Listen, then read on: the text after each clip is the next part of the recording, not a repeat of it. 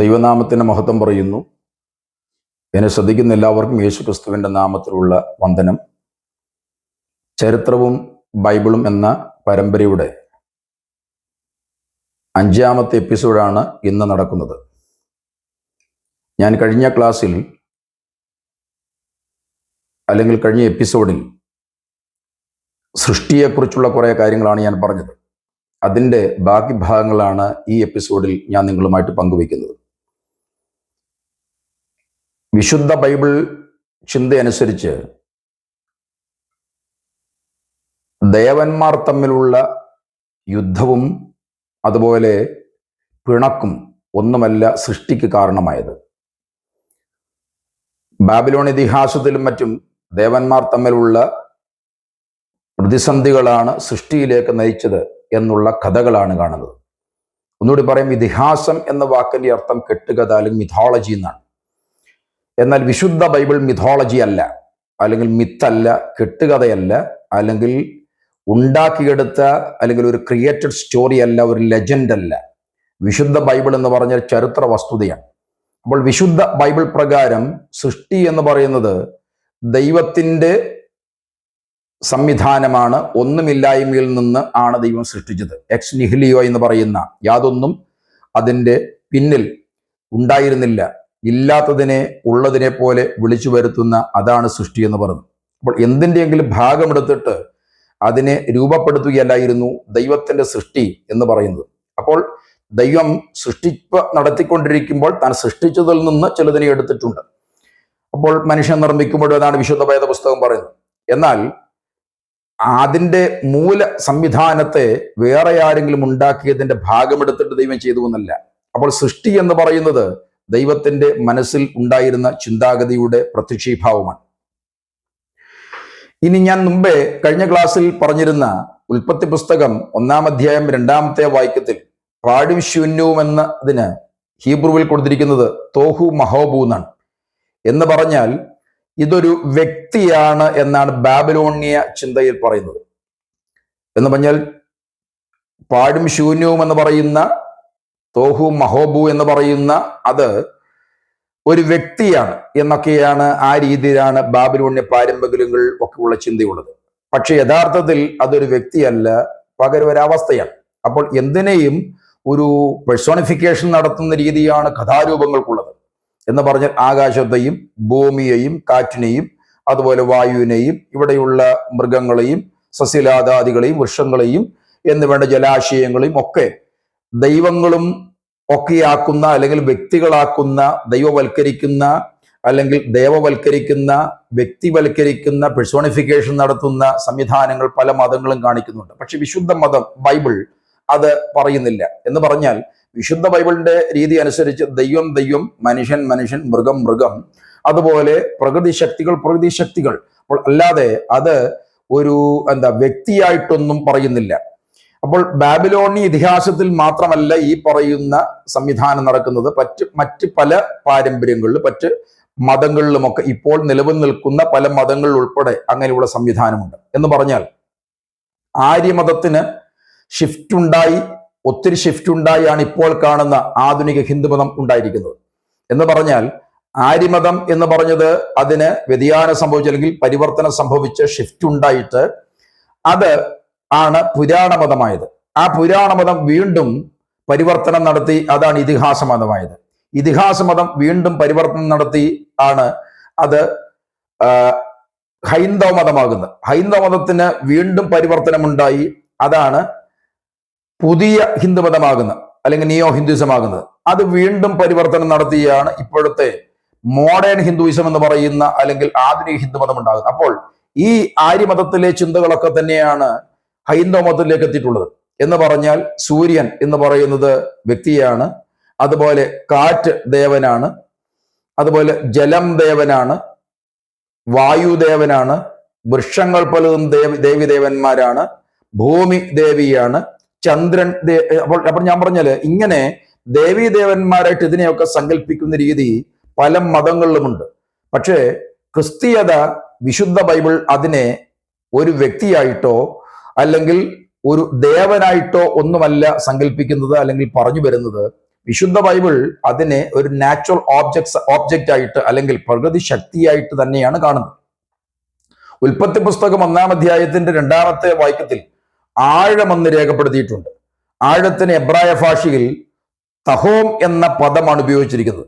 Babylonia സങ്കല്പത്തിൽ ആഴം എന്നതൊരു ഭീകര ജന്തുവാണ്.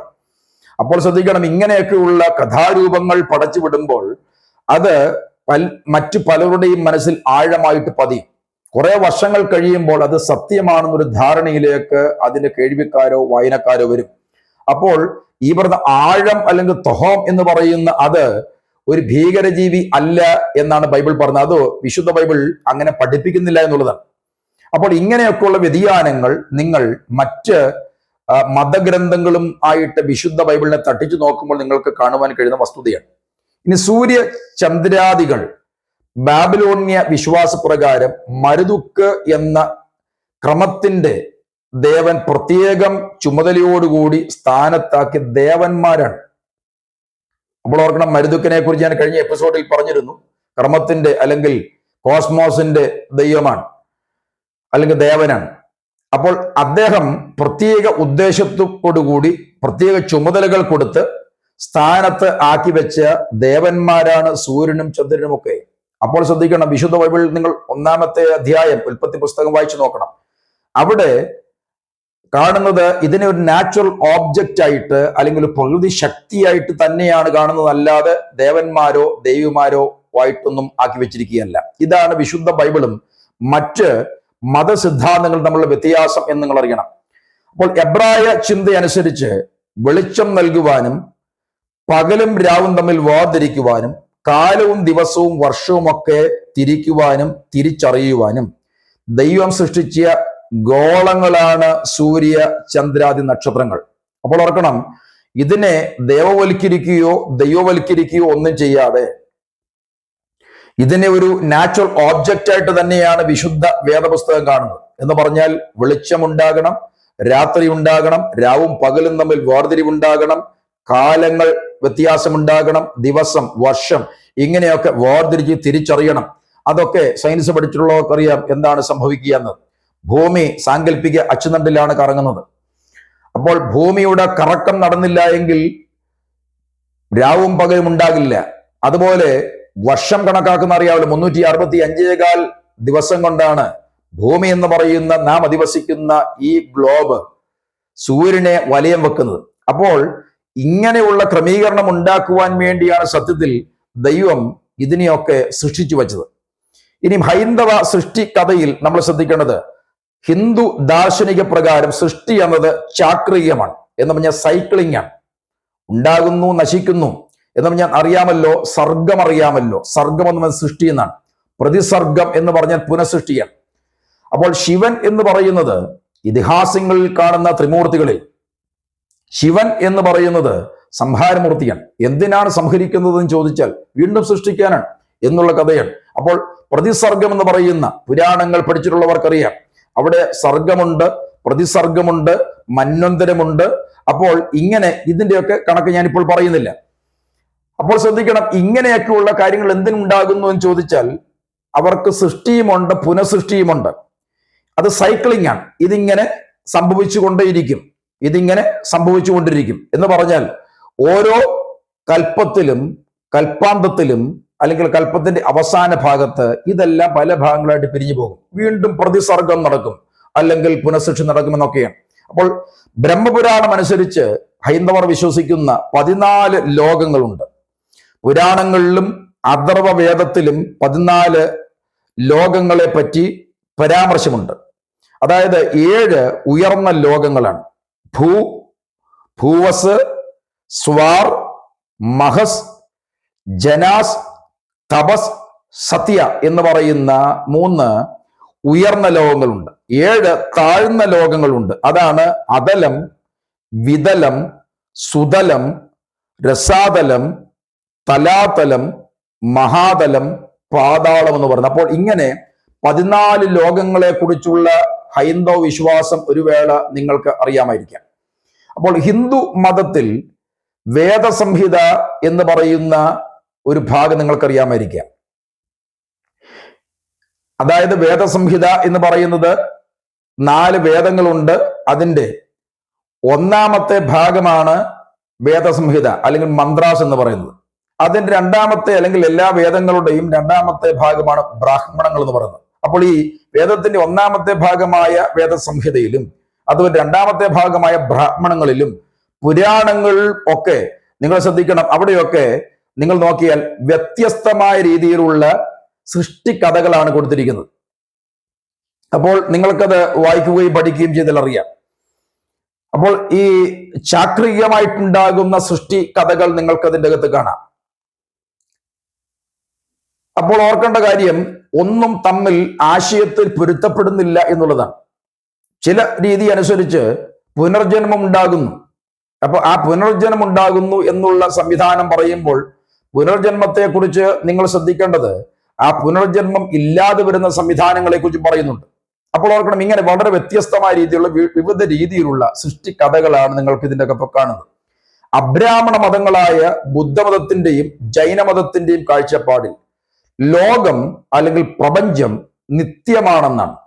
ഒന്നുകൂടി പറയാം, അബ്രാഹ്മണ മതങ്ങൾ എന്ന് പറയുന്ന അല്ലെങ്കിൽ ഓർത്തഡോക്സ് അല്ലാത്ത മതങ്ങൾ, ആ മതങ്ങൾ അനുസരിച്ച് അല്ലെങ്കിൽ ബുദ്ധമതം, ജൈനമതം, ഈ 2 മതങ്ങളുടെയും വിശ്വാസവും കാഴ്ചപ്പാടും അനുസരിച്ച് ഈ പ്രപഞ്ചം നിത്യമാണ്, എറ്റേണൽ ആണെന്നാണ് പറയുന്നത്.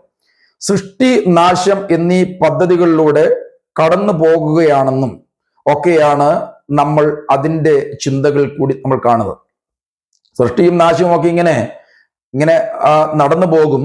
അത് ആ പദ്ധതികൾ കൂടെയൊക്കെ കാര്യങ്ങൾ മുൻപോട്ട് പോകും. പക്ഷേ ഈ പ്രപഞ്ചം നിത്യമാണെന്നാണ്. എന്ന് പറഞ്ഞാൽ അതിന് അസ്തമനം ഉണ്ടാകുന്നില്ല, നിത്യമായിട്ട് തുടരുമെന്നാണ്.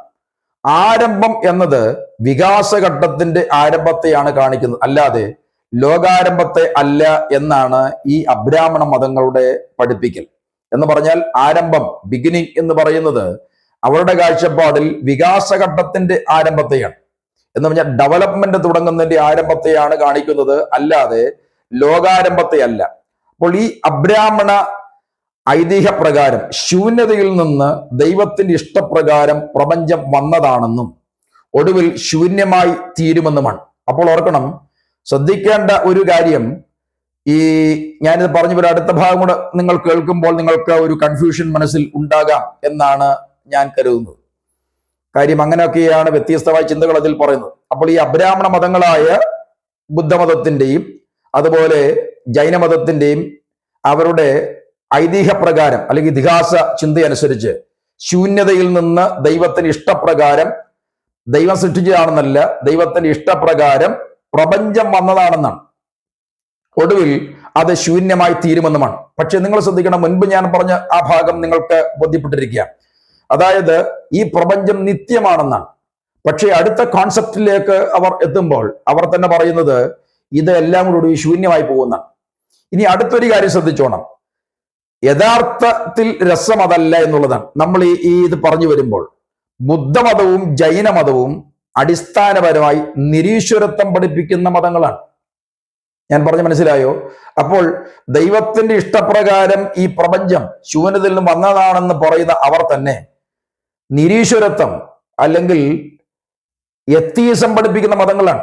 ദൈവത്തെക്കുറിച്ചുള്ള ഒരു പദ്ധതിയില്ല, നിന്നെ രക്ഷിക്കുവാൻ ഒരു രക്ഷകനുമില്ല, വേണമെങ്കിൽ രക്ഷ നീ തന്നെ കരസ്ഥമാക്കിക്കോണം, നിന്നെ ഉപദ്രവിക്കാനോ നിന്നെ ശിക്ഷിക്കുവാനോ ന്യായം വിധിക്കുവാനോ വേണ്ട, നിന്നെ ഗൈഡ് ചെയ്യുവാനോ ഒന്നും ഒരു ദൈവമില്ല, വേണമെങ്കിൽ നീ തന്നെ മര്യാദയ്ക്ക് നടന്നുകൊള്ളുക, നിന്റെ രക്ഷ നീ തന്നെ കരസ്ഥമാക്കിക്കൊള്ളുക എന്നുള്ള സംവിധാനമാണ് ബുദ്ധമതത്തിലും ജൈനമതത്തിലും പറയുന്നത്. അപ്പോൾ നിങ്ങൾ ശ്രദ്ധിക്കണം, പരസ്പര വിരുദ്ധങ്ങളായ ചിന്തകളാണ് നമ്മൾക്ക് ഈ ബുദ്ധമതത്തിന്റെയും ജൈനമതത്തിന്റെയും കാര്യങ്ങൾ പഠിക്കുമ്പോഴും മറ്റ് പല മതങ്ങളുടെയും കാര്യങ്ങൾ പഠിക്കുമ്പോഴും സൃഷ്ടിയെക്കുറിച്ചും ഒക്കെ അല്ലെങ്കിൽ അവരുടെ വിശ്വാസ സംവിധാനത്തെക്കുറിച്ചും ഒക്കെ പഠിക്കുമ്പോൾ മനസ്സിലാക്കുന്നത്. ഇനിയും ഒത്തിരി ആൾക്കാർക്ക് അല്ലെങ്കിൽ വ്യത്യസ്തമായ ആൾക്കാർക്ക് സൃഷ്ടിയുടെ അല്ലെങ്കിൽ ഐതിഹ്യങ്ങളുണ്ട്. അതിൽ ഒരെണ്ണമാണ് ചൈനീസ് സൃഷ്ടി ഐതിഹ്യം എന്ന് പറയുന്നത്. അപ്പോൾ ചൈനീസ് പുതുവർഷത്തിൽ ആണ് ലോക സൃഷ്ടി നടന്നതെന്നാണ് പാരമ്പര്യം. അപ്പോൾ ഓർക്കണം, നമ്മൾ AD എന്ന് പറയുന്ന ആ വർഷത്തിൽ അല്ലെങ്കിൽ ജാനുവരി മാസത്തിൽ തുടങ്ങുന്ന ആ ഒരു കണക്കല്ലാതെ ചൈനക്കാർക്ക് അവരുടെ പുതുവർഷ ആരംഭമുണ്ട്. അപ്പോൾ ഇത് ഈ ചൈനക്കാർക്ക് മാത്രമല്ല, മറ്റു പലർക്കുമുണ്ട്. കേരളക്കാർക്കില്ലേ?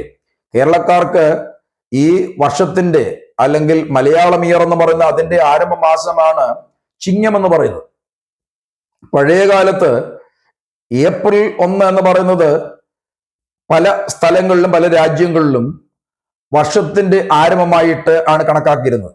അപ്പോൾ AD എന്ന് പറഞ്ഞ വർഷത്തിന്റെ ആ കണക്ക് ജാനുവരിയിൽ വന്ന് അത് പുതുവർഷാരംഭമാണ് എന്ന് പറഞ്ഞ് തുടങ്ങിയപ്പോഴും പലരും ഈ ഏപ്രിലാണ് ഒന്നാമത്തെ വർഷത്തിന്റെ ദിവസം എന്ന് പറഞ്ഞ് അവർ ആഘോഷിക്കുമ്പോൾ അത് ആഘോഷിക്കുന്നവനെ നാണം കെടുത്തുവാനും വേണ്ടി സത്യത്തിൽ ഏപ്രിൽ ഫൂൾ എന്ന് പറഞ്ഞാൽ അത് ആചരിക്കുന്ന അവൻ വിഡ്ഢിയാണ് എന്ന് പറഞ്ഞ് കളിയാക്കുവാൻ വേണ്ടിയാണ് ഏപ്രിൽ ഫൂൾ എന്ന് പറയുന്ന ഒരു പദ്ധതി ഉണ്ടാക്കിയത്. അപ്പോൾ ശ്രദ്ധിക്കണം, ഇങ്ങനെ ഉള്ള രീതിയിൽ പല സ്ഥലങ്ങളിലും പലർക്കും ഒരു വർഷത്തിന്റെ ആരംഭം വ്യത്യസ്തമാണ്. അപ്പോൾ ചൈനക്കാർക്ക് അവരുടേതായിട്ടുള്ള പുതുവർഷത്തിന്റെ ആരംഭമുണ്ട്. അപ്പോൾ അവരുടെ കണക്കും വിശ്വാസവും അനുസരിച്ച് അവർ കരുതുന്ന അല്ലെങ്കിൽ അവർ ആചരിച്ചു വരുന്ന പുതുവർഷത്തിൽ ആണ് ലോക സൃഷ്ടി നടന്നതെന്നാണ് അവരുടെ പാരമ്പര്യം.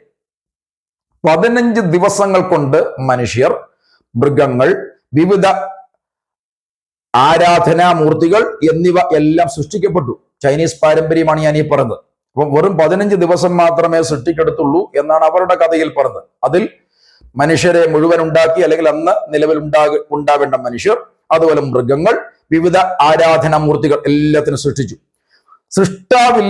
ഇല്ലാതെ താനെ സൃഷ്ടിക്കപ്പെട്ടതാണെന്നാണ് ഈ പാരമ്പര്യം പറഞ്ഞത്. അപ്പോൾ ഓർക്കണം, ചൈനീസ് വിശ്വാസം അനുസരിച്ച്, അവരുടെ പരമ്പരാഗത വിശ്വാസം അനുസരിച്ച് സൃഷ്ടാവില്ല, ക്രിയേറ്റർ ഇല്ല, അല്ലെങ്കിൽ ഫൗണ്ടർ ഇല്ല. അങ്ങനെ തനതായി തന്നെ ഉണ്ടായി വന്നതാണ് ഈ പറയുന്ന സൃഷ്ടികൾ എല്ലാം 15 ദിവസം കൊണ്ട് എന്നാണ് ചൈനീസ് പാരമ്പര്യത്തിൽ പറയുന്നത്. അപ്പോൾ നിങ്ങൾ ഒരു കാര്യം കൂടെ അറിയണം. എന്നാൽ പുതിയ 2 ഐതിഹ്യ പ്രകാരം മനുഷ്യ സൃഷ്ടിയിൽ ആരാധനാമൂർത്തികൾ ഉൾപ്പെട്ടെന്നാണ്.